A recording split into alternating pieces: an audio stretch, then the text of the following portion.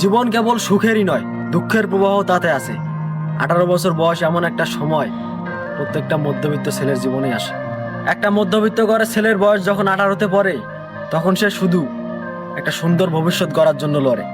না থাকে প্রিয় মানুষ, না থাকে ভালোবাসা, থাকার ভেতরে থাকে শুধু একটু সুন্দরভাবে বেঁচে থাকার প্রত্যাশা। একটা বেকার ছেলে 18তে কেবল একটা ভালো দিনের অপেক্ষায় ছুটে।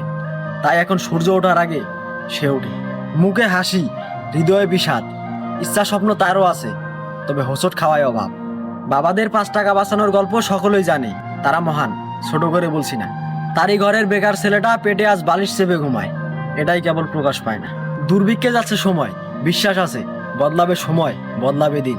আজকের বেকার ছেলেটা সাফল্যের ছোঁয়ায় মন খুলে হাসবে একদিন।